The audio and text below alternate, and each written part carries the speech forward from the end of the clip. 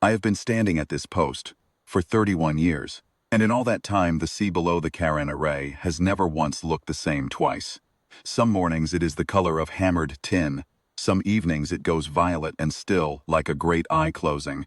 But on the morning the Velhari came back, the water was flat and bright, and the light bouncing off it was the kind of light that made you squint and feel alive.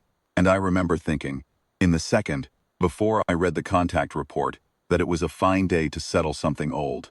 The array sits 400 meters above the Karen Shelf, bolted into the spine of the coastal ridge. 12 generator towers, each one 300 meters tall, the emitter rings stacked along them like enormous vertebrae. They power the upper atmosphere deflection grid that covers the southwestern approach to the continental interior. I have watched the sunrise from this platform more times than I can count. I have eaten meals in the operations room while storms rolled in from the ocean and lightning lit the deflection rings from below and made them glow like lanterns. I was here before the Meridian fleet was fully commissioned. I was here when the Kelveran Basin protocols were written. I am not a man given to sentiment, but I will tell you plainly, I love this post. It is mine in the way that a thing is yours when you have given it your best years, and it has asked for no less. The contact report came in at 0611, teen vessels, inbound on a shallow orbital insertion track, range 47,000 kilometers and closing at combat deceleration burn, configuration, heavy extraction transports with an escort frigate screen. The transponder profiles matched no registered commercial or diplomatic registry in the Intersystem Compact database. That alone told you something. The Compact covers 1,100 registered fleets and 600 independent operators. If you are not in it, you are either brand new to this region of space, or you have not been here in a very long time. These were not new arrivals.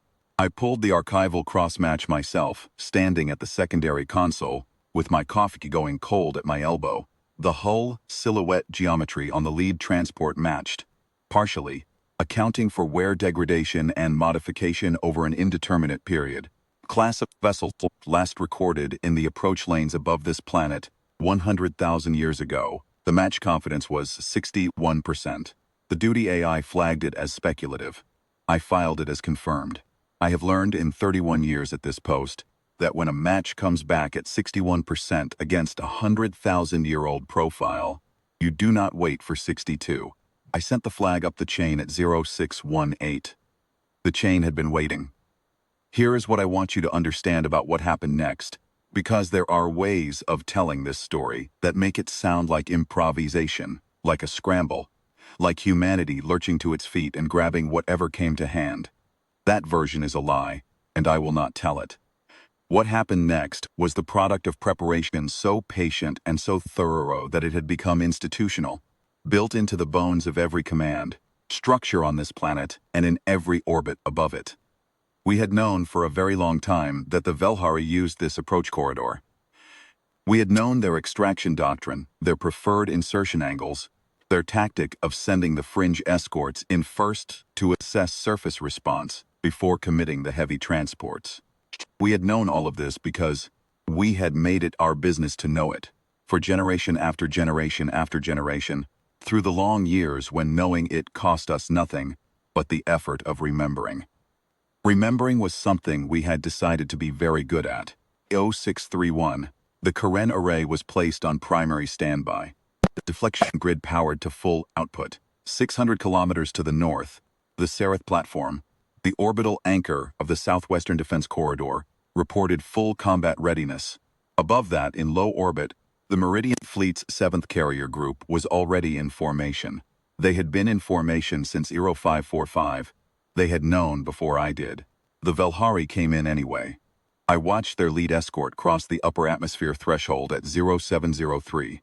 Watched it on the sensor array, but I also went out onto the observation deck and looked up, because I am old enough to want to use my eyes when history is happening. The sky was bright. The escort made a brief plasma flare as it hit the upper atmosphere, a streak of orange that flattened into a slow smear across the blue. And then it leveled and began its descent toward the Karansay Shelf. They were going for the old resource extraction point, the same shelf their ancestors had worked 100,000 years ago before the ice came and they decided the operation was no longer worth the effort and left. They had filed no contact request. They had sent no diplomatic signal. They had simply come back because in their records, 100,000 years old. This planet was an extraction site, and extraction sites do not protest. The escort reached 8,000-meter altitude at ZO 711 and attempted to raise its extraction crew on the old frequency band. I know this because we intercepted the transmission. It was brief, a logistics code, a site identifier, a request for surface confirmation. There was no surface confirmation to give them. Not the kind they were looking for. What they found instead, when they swept their sensors across the Karen shelf, was the array. 400 meters of reinforced composite and hardened emitter rings, 12 towers, the deflection grid active and humming at full power, casting a faint shimmer in the upper air that you can see from the right angle if you know what to look for. They swept further. They found the coastal approach lanes lined with surface-to-orbit batteries, concealed in the cliff faces, their targeting systems already locked. They swept further still. They found the Sarith platform, 200 kilometers up. Its main rail batteries trained on their escort's hull with a precision that the escort's own systems would have, immediately flagged as a firing solution. The escort held position for 4 minutes and 20 seconds. I timed it. Then it broadcast a general distress code on the compact emergency band, not a military code, a distress code. They had already decided that whatever this was, they were not equipped for it, and began a hard burn climb back toward the insertion corridor. Heavy transports never entered atmosphere. They broke deceleration at Eero 719 and began a slow outbound burn. Not fast, careful. The kind of careful a man uses when he does not want to appear to be running, but understands that running would be entirely reasonable. Fleet Dispatch authorized one intercept pass, not a weapons pass. The Meridian Carrier Group's third destroyer detached and ran a parallel course, alongside the lead transport for 11 minutes at close range. Close enough that the transport's crew would have been able to see the hull markings, clearly, would have been able to read the commission date stamped above the forward battery array. The destroyer's commission date was 112 years ago war. It had been built for this approach corridor. It had been waiting here, patient as stone, for exactly this eventuality. The destroyer made no hostile action.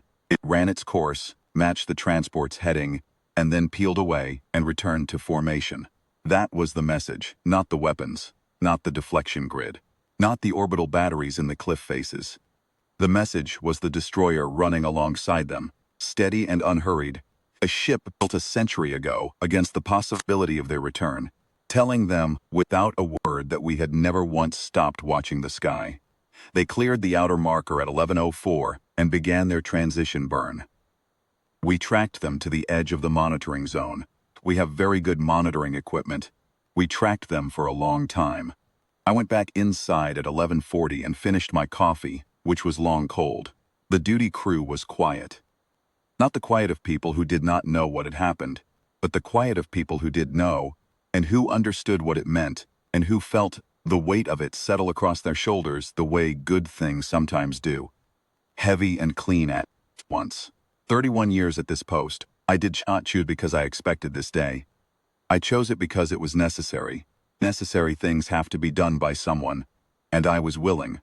That is the plain truth of it, and it is the same truth that applied to everyone who built the array, everyone who commissioned the Sarith platform, everyone who designed the cliff face batteries, and calibrated the orbital grid, and wrote the approach corridor protocols, and kept the archival records updated with Velhari hull profiles that were 100,000 years old. Nobody was waiting for a miracle.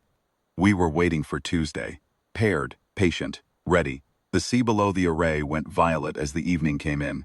The deflection rings powered down to standby one by one, in the order the duty schedule specified. I logged the contact, completed the after-action report, and handed the post to the night watch officer at 1800 exactly, the same time I always do.